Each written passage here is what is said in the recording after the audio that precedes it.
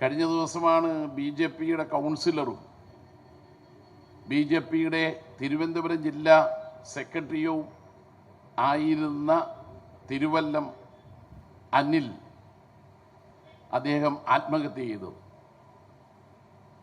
ആത്മഹത്യ ചെയ്ത് എന്തിനാണെന്നുള്ളത് അദ്ദേഹം തന്നെ ഒരു കുറിപ്പിൽ എഴുതി വെച്ചിട്ടുണ്ട്.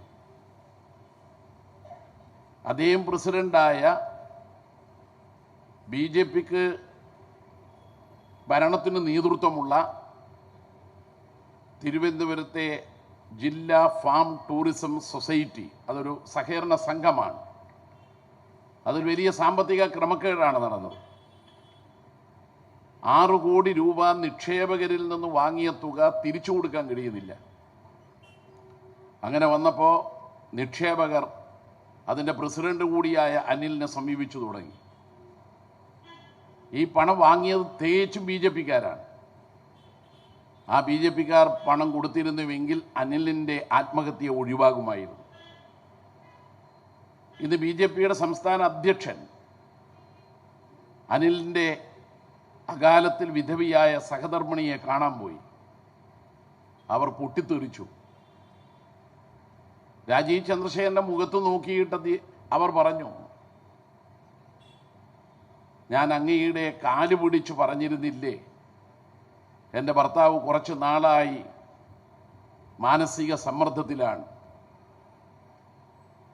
നിക്ഷേപിച്ച തുക ആവശ്യപ്പെട്ടുകൊണ്ട് പലരും വീട്ടിൽ വരുന്നുണ്ട്. അദ്ദേഹം കടം വാങ്ങിയിട്ടാണ് പലർക്കും കൊടുത്തത്. ഇനിയും കടം വാങ്ങാനില്ല. അതുകൊണ്ട് വായ്പ വാങ്ങിയവർ BJPയുടെ ഉത്തരവാദപ്പെട്ട നേതാക്കന്മാരടക്കമുണ്ട്.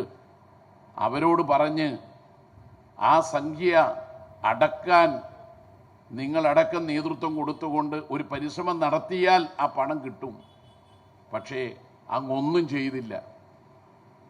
ആത്മഹത്യക്ക് കാരണം BJPയുടെ സംസ്ഥാന അധ്യക്ഷനാണ് എന്നതാണ് അനിലിൻ്റെ സഹധർമ്മിണി പൊട്ടിത്തെറിച്ചുകൊണ്ട് പറഞ്ഞത്. കത്തിലത് സൂചിപ്പിക്കുന്നുണ്ട്. ഞാൻ എല്ലാവരെയും സഹായിച്ചു, പക്ഷേ സഹകരണ സംഘത്തിൽ നിന്ന് കടം വാങ്ങിയ BJPക്കാരായ ആളുകൾ തിരിച്ചടച്ചില്ല, എന്നെ ഒറ്റപ്പെടുത്തി. ഇതാണ് ആത്മഹത്യാ കുറിപ്പിലുള്ളത്. അതുകൊണ്ടാണ് അനിലിൻ്റെ സഹധർമ്മിണി പൊട്ടിത്തെറിച്ചത്. BJPയെ സംബന്ധിച്ചിടത്തുള്ളത് ഒറ്റപ്പെട്ട സംഭവമല്ല. കോൺഗ്രസും ഇതുപോലെ തന്നെയാണ് നമ്മുടെ നാട്ടിൽ പല കാര്യങ്ങളിലും കാണാൻ കഴിയുന്നത്.